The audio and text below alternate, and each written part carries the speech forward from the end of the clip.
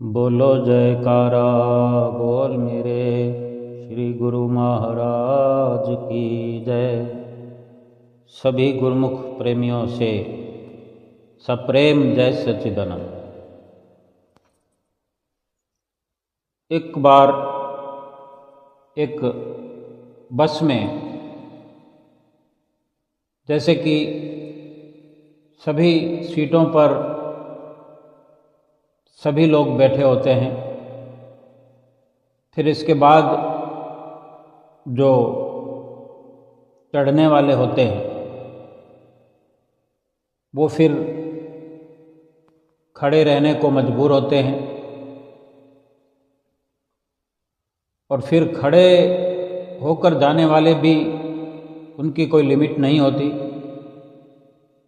कई बार एक कतार में खड़े हुए फिर दूसरी कतार भी बनने लग जाती है, जो कि दोनों तरफ की सीटों के बीच में एक की बजाय दो दो लोग बीच में खड़े हों, तो दोनों तरफ के किनारों पर बैठे हुए व्यक्तियों को, जो मुसाफिर बैठे हुए हैं पहले से, किनारे वालों को उन आने जाने वालों की वजह से और खड़े रहने वाले की वजह से परेशानी हुआ करती है। और हर किसी के पास सामान भी होता है। जो अपनी सीट पर पहले से बैठे हैं वो अपने सामान को भी सुरक्षित रख लेते हैं और आराम से अपनी सीट पर बैठे होते हैं, लेकिन जो बाद में आने के कारण, जिनको सीट न मिलने के कारण सामान भी उनके पास होता है, तो वो सामान से क्या है, आते जाते जो सीटों पर बैठे हुए मुसाफिर होते हैं उनको कुछ कई बार टक्कर लग जाती है। तो एक व्यक्ति जो चढ़ा कि उसका बैग था, तो वो बैग किसी एक व्यक्ति को, सीट पर बैठे हुए को एक से अधिक बार टकराया। इधर होने पर उधर होने पर उसको कई बार बैग लगा और कई बार फिर बैठे हुओं को भी क्रोध आ जाता है। कई बार खड़े रहने वालों को भी क्रोध आ जाता है कि भाई सामान को कहाँ लेकर जाए, साथ में रखेंगे। तो जो चढ़ने वाला, जो खड़े रहने वाला मुसाफिर है, जब वो स्थिर होके खड़ा हो जाता है तो फिर केवल उसी के मस्तिष्क में एक सवाल उठता है कि कई बार टक्कर लगी मेरे बैग से, मेरे साथ मुसाफिर बैठे हुए को, जो सीट पर बैठा है बेशक, लेकिन वो फिर भी कुछ बोला नहीं। ऐसे भी बहुत लोग होते हैं। तो उसने चाहा कि मैं उससे कुछ बात करूं या उससे पूछूं, भाई इतनी परेशानी होने पर भी कोई शिकायत क्यों नहीं की, तंग आकर बुरा भला क्यों नहीं कहा। सो उसने पूछा जिसने टक्कर मारी बैग से। तो पूछने पर कि मैंने इतनी बार बैग से तुम्हें टक्कर मारी, लेकिन तुमने उफ तक नहीं की, क्यों? तो जिस आदमी को टक्कर लगी बैग से, उसने बड़े मुस्कुराते हुए इत्मीनान से जवाब दिया कि इतनी छोटी सी बात के लिए परेशान होने की जरूरत क्या है, मैं फिर भी बैठा हुआ था। अगर टक्कर लग भी गई लेकिन मैं आराम से बैठा तो था, क्या वो मेरे लिए काफ़ी नहीं था? और आप मजबूरी में, परेशानी में अपना बैग लिए हुए इधर से उधर खड़े होने की भी जगह ढूंढ रहे थे, तो क्या मैं समझ नहीं सकता कि मैं आपसे बेहतर स्थिति में बैठा हुआ हूँ? और फिर बड़ी बात यह है कि बुरा मानने की आवश्यकता इसलिए भी नहीं है कि हमारी यात्रा ही कितनी है, बस का सफ़र कितना हमें करना है। इतनी छोटी सी यात्रा के लिए अगर मैं परेशान होने लगूं तो फिर ये सफ़र जो है मेरे लिए मुसीबत बन जाएगा। तो क्यों ना मैं हंसते हुए सफ़र करूं। और इतनी छोटी यात्रा है कि अगले पड़ाव पे मैं उतर जाऊंगा। तो बैग से टक्कर मारने वाले इंसान को इस सुंदर जवाब ने इतना परेशान कर दिया कि उस बैठे हुए यात्री से खड़े हुए यात्री ने क्षमा मांगी और ये सोचा कि ये कितना सुंदर जवाब इसने बैठे हुए यात्री ने बैग की टक्कर लगने पर दिया। बिल्कुल अफसोस नहीं जताया। ऐसे शब्दों को स्वर्णिम अक्षरों में लिखा जाना चाहिए। ये कोई छोटी मोटी बात नहीं है।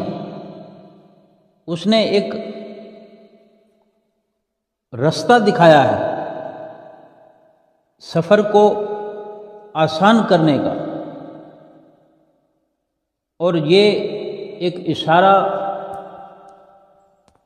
हम भक्तिवान इंसानों के लिए भी भक्ति की राह में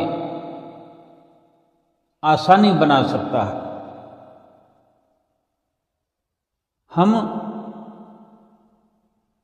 सभी, हम में से सभी को, हर एक को ये समझना चाहिए कि इस दुनिया में हमारा समय जो है इतना कम है, इतना छोटा सा सफ़र है, छोटे से भी छोटा सफ़र है, लेकिन हम अपने इस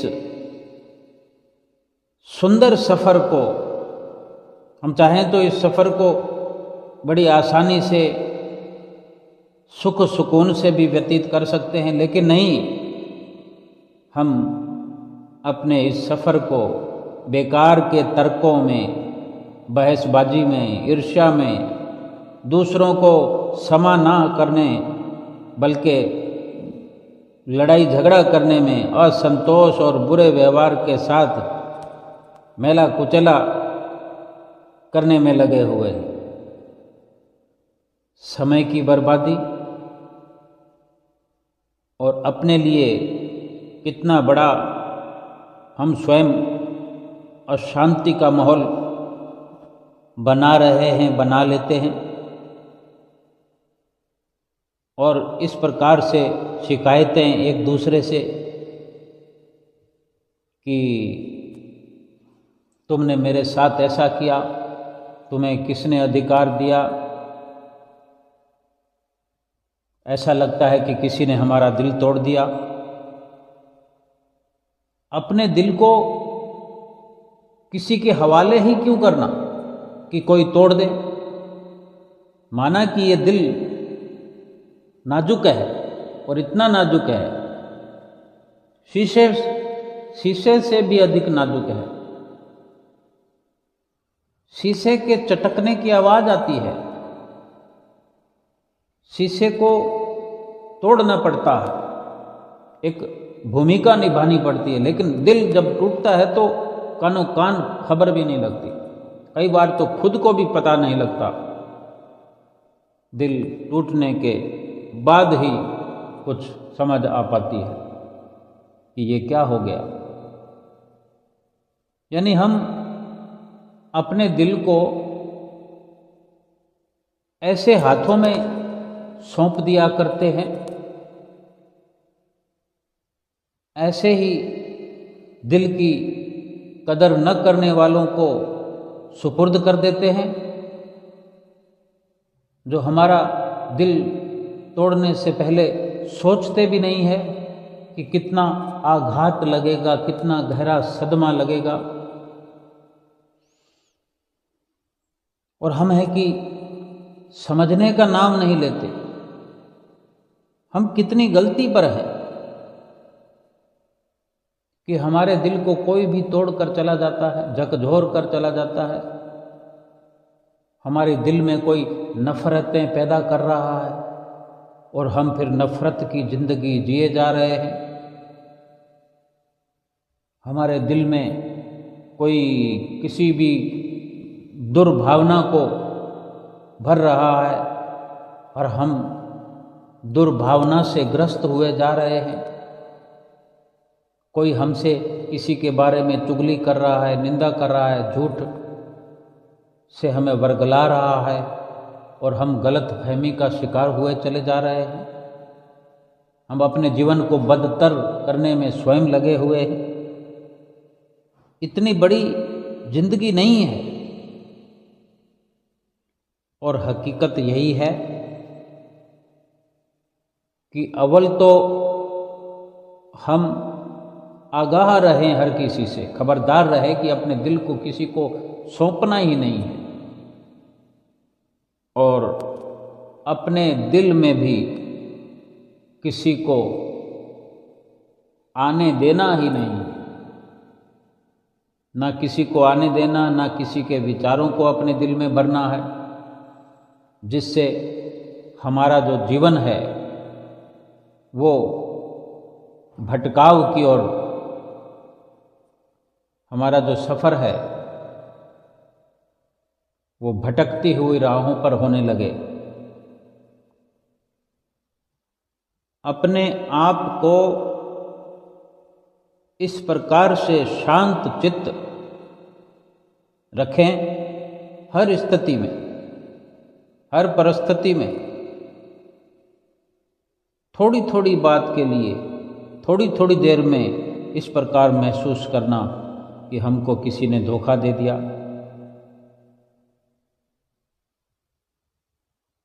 अगर ऐसा लगता है तो अपने ही दिल को समझाएं कि धोखा किस प्रकार से दिया। फिर हम तनावग्रस्त हो जाते हैं। बड़े आराम से विचार करें, अपने आप को तनावग्रस्त होने से बचाएं।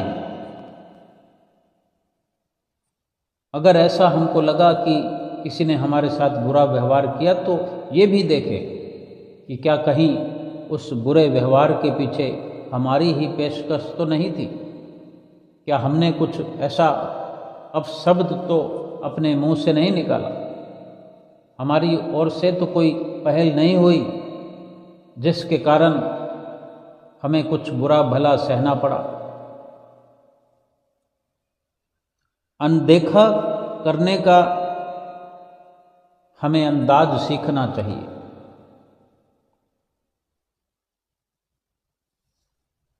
इस सफ़र में, संसार के सफ़र में, जहाँ चारों ओर धोखा ही धोखा है, ऐसा बहुत बुद्धिमान लोगों के मुंह से सुना है। लेकिन फिर भी इससे भी ऊपर उठ कर के हम कुछ ऐसा विचार करें, अपने विचारधारा को शुद्ध करें, अपने शब्दों को, अपनी श्रवण शक्ति को बहुत सुंदर बनाएं और ये विचार करें कि अगर चारों ओर धोखा है तो हम चारों ओर से अपनी नज़र को, अपने ख्याल को, अपनी जो हमने वो प्रीत लगा रखी है, क्या कोई धोखा मिलने वालों से अपनी प्रीत लगाता है? कोई रिश्ता जोड़ता है? कोई वहाँ आना जाना रखता है? हम वास्तव में अपने आप को शांत रखें, अनदेखा करें, नज़रअंदाज करते चलें।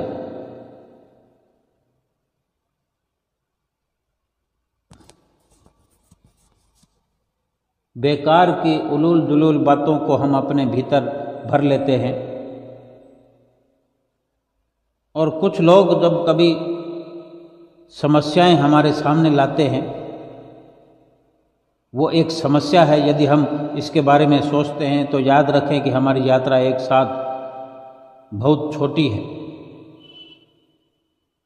हमारी जो यात्रा है, ये जीवन जो हमारा है, इस जीवन की लंबाई हम वैसे तो जानते ही नहीं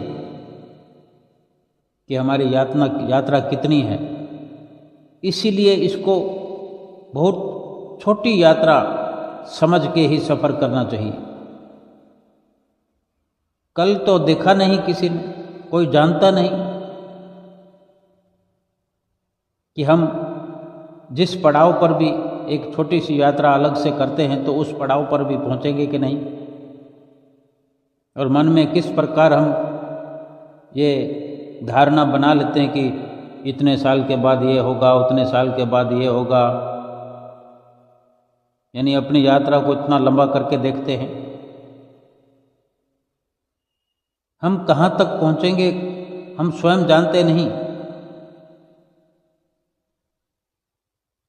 हम सराहना करना सीखें। हम सभी मिलकर सराहना करना, तारीफ करना, किसी का हौसला बढ़ाना सीखें। हंसमुख बनकर रहें। प्रयास करें कि हर स्थिति में सभी का सम्मान करें। आओ मिलकर हम आदरणीय बन जाएं। आदरणीय हम तभी कहलाएंगे जब सबका आदर करेंगे, तो हम भी आदरणीय बन जाएं। दयावान हम बनने का प्रयास करें। ये तभी होगा जब हम अपने से छोटों पर या बड़ों पर दया करना शुरू कर दें। दया किया करें, प्रेम किया करें, क्षमा किया करें। दया करने से दयालु प्रवृत्ति हो जाएगी हमारी, और प्रेममय और क्षमाशील बन जाएंगे, क्योंकि फिर हम कृतज्ञता और आनंद से भर जाएंगे। क्योंकि ये ख्याल रखें कि हमारी जो यात्रा है, ये जीवन यात्रा बहुत छोटी है। इस छोटी सी यात्रा में क्या शिकवे शिकायतें करना। हर किसी के साथ अपनी मुस्कान बांट सकते हैं। अपना जो रास्ता है वो सही तरह से चुनाव करें। अपने सफ़र को सुंदर बनाएं, स्वयं भी सुंदर बने। ये क्या कि जिसके साथ रहते हैं उसके साथ शिकायतें, जिस घर में रहते हैं उन्हीं से शिकायतें। संसार का सारा झूठा पसारा है। झूठे रिश्ते नाते हैं, झूठा व्यवहार है, झूठी दोस्ती है, झूठा सबका प्यार है। फिर झूठों से, झूठी शिकायतों का, शिकवों का क्या गिला शिकवा करके अपने समय को नष्ट करना। फिर ये विचार भी हमें करना चाहिए कि अगर ये जीवन का सफ़र बहुत छोटा है तो क्या इसमें किया जाए। हर किसी के जीवन में ऐसा पड़ाव आता है जब वो समझता है कि अब मेरे साथ में कोई नहीं है। कुदरत की ओर से एक ऐसा पड़ाव आता है जब फिर कुछ समझने समझाने की ज़रूरत नहीं होती, अपने आप दिखने लगता है कि वास्तव में आज मैं अकेला हूँ। वो अपने आप दिखने लगता है। यही बात संत महापुरुष जाने कब से हमें समझाने में लगे हुए हैं, लेकिन हम समझना चाहते ही नहीं हैं। हम नज़रअंदाज करते हैं उनकी ऐसी सुंदर विचारधारा को, जबकि विश्वास करना चाहिए कि संतों महापुरुषों का जो कि केवल यही प्रयोजन होता है कि हमें जीने का सबब सिखाने के लिए इस धराधाम पर संत महापुरुष अवतरित होते हैं। और हमें अगर सिखा रहे हैं कि संसार का प्यार, संसार का व्यवहार, संसार की प्रीत सब झूठ है। कभी किसी को इसका लाभ नहीं मिला। तो संतों महापुरुषों के वचनों पर विश्वास करना चाहिए और यही सत्य है। और फिर अगर विश्वास कर लिया जाए तो वो वक्त कभी नहीं आएगा जो हमें ऐसा लगेगा कि मैं अकेला हूँ, मेरे साथ कोई नहीं है, मैंने गलत किया, कि उस पर भरोसा किया, उस पर भरोसा किया, उस पर विश्वास किया और सभी से ठगा गया। ऐसा वक्त नहीं आएगा, क्योंकि हम वक्त पर संभल जाएंगे, पहले ही वक्त रहते ही आगाह हो जाएंगे। संत महापुरुष हमें आगाह करते हैं तो हम आगाह वक्त पर हो जाते हैं, खबरदार हो जाते हैं। तो सोच समझ कर हम विश्वास करते हैं। कहाँ करते हैं? संतों महापुरुषों के जो इस प्रकार वचनों पर हमें विश्वास हुआ और उनके विश्वास से ही हम समझ पाए कि संसार झूठा है, संसार का प्यार झूठा है, कुटुंब परिवार झूठा है, सभी प्रकार की दोस्ती, रुतबा, पद, वैभव सब का सब झूठा है। जिन्होंने ये समझाया, जिन्होंने ये नसीहत दी, उन्हीं पर विश्वास करना चाहिए, उन्हीं पर हम विश्वास करें, उन्हीं से रिश्ता बनाएं, उन्हीं से प्यार करें। जो धोखा खाने से, धोखे में जाने से हमें बचाने वाला है, वहाँ से धोखा नहीं मिलेगा। जो मुश्किल की घड़ी में आने से पहले ही, हमें मुश्किल आने से पहले ही आगाह करने वाले हैं, उन्हीं पर विश्वास करना चाहिए। और ऐसे हमारे महापुरुष हैं। जब से हम गुरुमुख प्रेमियों ने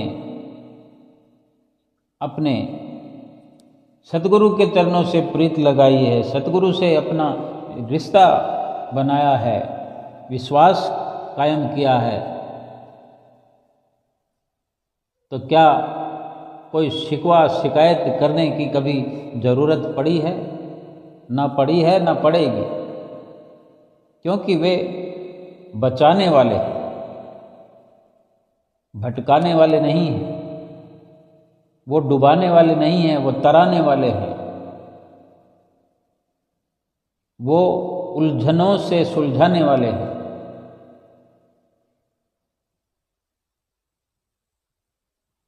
हमारे इस जीवन सफर के वो सच्चे साथी हैं। हमारा जो सफर है, इस सफर को बहुत आसान और सरल करके, भक्ति के मार्ग पर हमें लगा करके भक्ति की हमें बख्शिश करते हैं। और हमें अकेले होने पर भी उस मालिक कुल का सहारा होने का एहसास दिलाते हैं कि वही हमारे सच्चे सहारा हैं, वही परमात्मा जो कि इस लोक का भी और परलोक का भी संगी सहाई है, ये एहसास कराते हैं। और फिर कभी ऐसा लगता नहीं, अकेले होकर भी ऐसा नहीं लगता कि हम अकेले हैं। दिखने में चाहे जिस्मानी तौर पर बेशक अकेले नजर आते हो, लेकिन सच पूछो तो परमात्मा हमारे रोम रोम में बसा हुआ हमें प्रतीत होने लगता है। कदम कदम पर वो संगी सहाई हैं, ऐसा एहसास हमें सतगुरु कदम कदम पर दिलाते हैं कि हम तुम्हारे साथ हैं। और जब भी विपदा पड़ती है, कोई दुख की घड़ी आती है, सतगुरु किसी न किसी रूप में, किसी न किसी जरिए से हमें आकर सहारा देते हैं, हमें दुख की घड़ी से उबार देते हैं। तभी तो हम गुरुमुख प्रेमी अपने सतगुरु के ही गीत हर वक्त गाते हैं, अपने सतगुरु का गुणगान गाते हैं, अपने सतगुरु की महिमा गाते हैं। संसार में रहते भी हैं, संसार से जो व्यवहार है, जीने के लिए संसार में रहना है, संसार से व्यवहार करना है,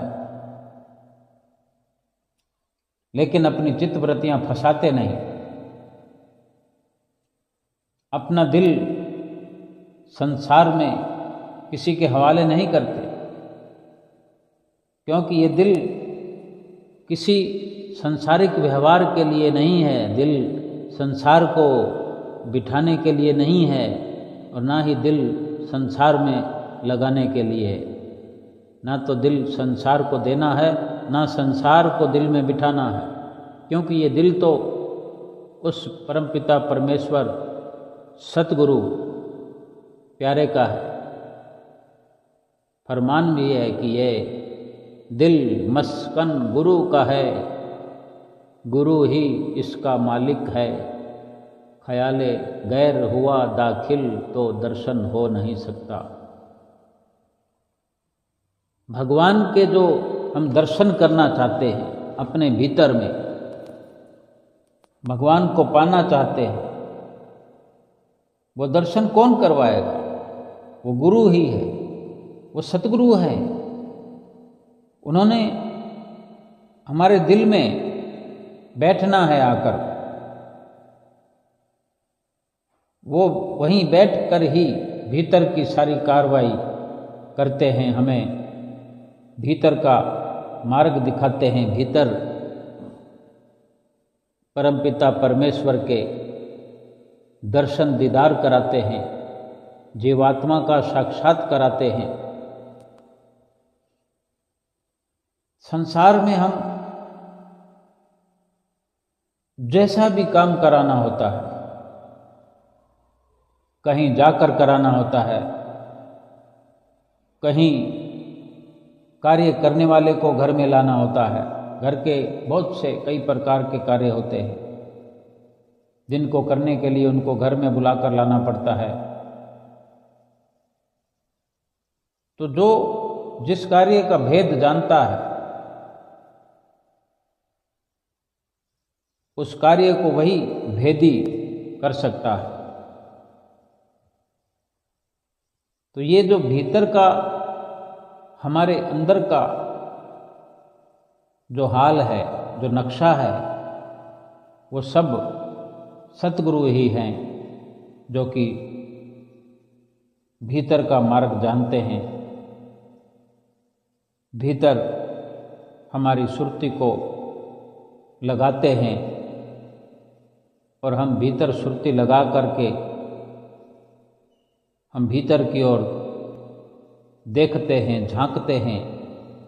हमारी सुरती भीतर रहने की आदी हो जाती है, और भीतर ही भीतर अपने सतगुरु के मार्गदर्शन में उनका दामन थामे हुए, उनके पीछे पीछे पीछे चलते हुए उस रास्तों पर जो कभी हमने देखा नहीं, कभी समझा नहीं,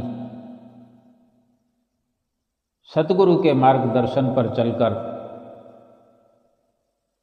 हम ऐसी ऐसी जगह पर पहुंचते हैं, ऐसे ऐसे ठिकाने जो हमारे भीतर हैं, जो कभी हमने सोचा नहीं, कभी कल्पना नहीं की कि क्या ऐसा भी हो सकता है। क्या ऐसे ही जैसे कि संसार में हम झूठी झिलमिली नज़ारों को देख करके उनमें अपनी सुरती फंसा बैठते हैं, क्या उनसे भी अधिक भीतर वास्तविक नज़ारे हैं? सत्यता से भरपूर, आत्मा को सुख देने वाले, आत्म विभोर करने वाले। जब इस प्रकार सतगुरु के मार्गदर्शन में ऐसा स्वर्णिम लाभ हम प्राप्त करते हैं तो सुरती फिर बाहर भटकना छोड़ देती है। बाहर से हटते हटते सुरती हट जाती है, उपराम हो जाती है। फिर ये मन, ये सुरती बाहर संसार में नहीं रमती, फिर बाहरी कुछ भी अच्छा नहीं लगता। फिर केवल व्यवहार के नज़रिए से, व्यवहार की दृष्टि से, जीवन जीने की दृष्टि से ही केवल एक व्यवहार अवश्य किया जाता है, लेकिन अपनी सुरती को निर्मल पवित्र पाक करके, पाक साफ जीवात्मा के साथ में हर वक्त रहने का मन सुरती करती है और लगातार बार बार परिश्रम अपनी आत्मा को देखने का, समझने का, उसका साक्षात्कार करने की पुरजोर कोशिश करते हुए अपने सतगुरु के मार्गदर्शन में इस प्रकार पुरुषार्थ करते हुए जब सफल हो जाती है, फिर आत्मा और परमात्मा एक हुए, केवल खुशहाली ही खुशहाली चारों ओर, आनंद ही आनंद, सुख ही सुख भरपूर हो जाता है। फिर ना संसार की खबर रहती है, ना कोई दुख रहता है, ना सुख रहता है, ना खुशी रहती है, ना गम रहता है। केवल प्रभु प्रेम में समाया हुआ अस्तित्व ही बाकी रहता है। आत्मा का परमात्मा में विसर्जन हो जाता है। आत्मा परमात्मा में विलीन हो करके केवल और केवल परमात्मा का ही अस्तित्व बनकर रह जाता है। फिर दो नहीं, केवल एक ही रहता है। ये कितना स्वर्णिम होता है केवल गुरमुख प्रेमियों के लिए, जो सतगुरु की चरण शरण अपनाते हैं, चरण शरण में आ जाते हैं और उनके बताए मार्ग पर चल पड़ते हैं। पूरा जीवन लग जाता है। वे गुरमुख जन भाग्यशाली हैं जो इस जीवन में अगर केवल इतना ही समझ पाते हैं, समझ लेते हैं कि ये संसार, ये दुनिया फानी है, नाशवान है, और ये जो जीवन है, ये मनुष्य शरीर है, ये भी फानी है। और भाग्यशाली गुरमुख इस फानी संसार से, फानी इस शरीर से वो लाजवाब काम कर जाते हैं, सतगुरु के वचनों पर अनुसरण करके, सतगुरु पर विश्वास करके वो भक्ति की दौलत हासिल करते हैं, एक मुकाम हासिल करते हैं इस छोटी सी जिंदगी में, इस छोटे से वक्त में, लम्हा लम्हा करके, पल पल करके भक्ति की दौलत एकत्र करते हैं। जैसे एक आम दुनियादार पाई पाई एकत्र करके कभी ब्याह शादी की चिंता में लगा हुआ ब्याह शादी के लिए पाई पाई करके जोड़ता है, कभी घर मकान बनाने के लिए, ठिकाना बनाने के लिए पाई पाई जोड़ करके मेहनत पुरुषार्थ करता है, लगा रहता है रात और दिन इस शरीर के और शरीर के रिश्तों में, परिवार के रिश्तों में, परिवार की तरक्की में, संसार की चकाचौंध में, झिलमिल में अपनी सुरती को उलझा करके रात और दिन बेचैन हुआ इन नाशवान पदों के लिए, नाशवान सामानों के लिए, नाशवान शरीर की इस रचना को बरकरार रखने के लिए, खुशहाल रखने के लिए मारा मारा फिरता हुआ एक दिन दीनहीन बनकर, कमज़ोर बनकर, जब सब कुछ ये संसार की तरक्कियाँ, संसार के पद, वैभव, मान, प्रतिष्ठा सब अपनी आँखों के सामने छोड़ करके और इस संसार को छोड़कर जाने की स्थिति में आ जाता है, उस वक़्त इतना पछताता है, इतना दुखी होता है, इतने आंसू बहाता है, जारो जार रोता है, कोई पूछने वाला नहीं, कोई आंसू बहाने वाला नहीं, कोई इसका शिकवा शिकायत सुनने वाला नहीं। सब मतलब परस्ती के रिश्ते एक एक एक एक करके टूटते चले जाते हैं। अपने आप को ठगा हुआ महसूस करता है, छला हुआ महसूस करता है कि मुझे संसार ने छल लिया, मुझे संसार ने धोखा दे दिया। लेकिन वक़्त के संत महापुरुष सभी को आगाह करते हैं, होशियार करते हैं, लेकिन भाग्यशाली वही गुरमुख होते हैं जो वक़्त रहते संतों महापुरुषों की चरण शरण में आ जाते हैं और भक्ति की दौलत पल पल में एकत्र करते हुए दिन दुनी रात चौगुनी तरक्की करते हुए अपने सतगुरु की प्रसन्नता प्राप्त करते हैं। भक्ति की दौलत पूरी की पूरी अपने लिए, अपनी जीवात्मा के लिए वो अमल में लाते हैं और अपनी जीवात्मा को परमात्मा से मिला लेते हैं। जीत किसकी हुई? जिसने अपना दिल संसार में दे दिया तोड़ने के लिए, मरोड़ने के लिए, 84 लाख योनियों में जाने के लिए। क्या लाभ हुआ? और इसी के उलट जब गुरमुख प्रेमी अपना दिल अपने सतगुरु के हवाले करते हैं, हम क्या देखते नहीं हैं? हम स्वयं हम क्या करते नहीं हैं? रात और दिन सतगुरु के चरणों में साष्टांग दंडवत प्रणाम किए हुए निढाल पड़े होते हैं, हुक्मनामा सुनते हैं, उठकर खड़े हो जाते हैं, बार बार हाथ जोड़ करके अपने सतगुरु के आगे अपना सर झुकाते हैं। और हमारे सतगुरु कितने मर्यादा पुरुषोत्तम हैं, आशीर्वाद की झड़ी लगा देते हैं, बरसात कर देते हैं आशीषों की। आशीर्वाद सन्मुख होने पर हमें प्राप्त होती रहती है और भीतर ही भीतर एक आशीष की लहर, एक स्नेह की लहर चला देते हैं। चाहे हम कहीं भी रहते हों, कहीं भी कुछ भी कर रहे होते हैं, हमारी याद सतगुरु से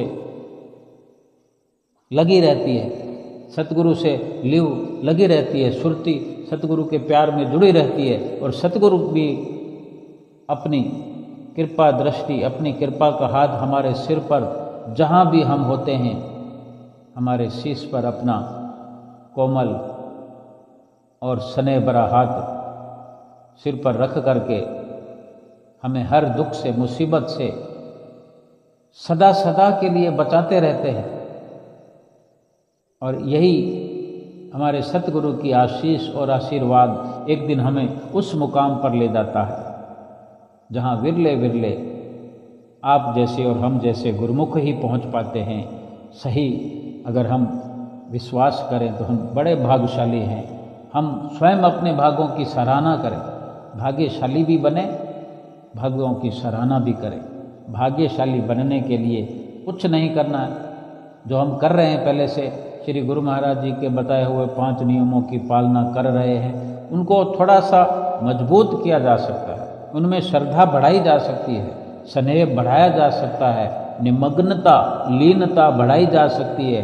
कहीं पर हमें जहाँ भी लगता है कमी है, हम वहाँ पर अपना सुधार करें।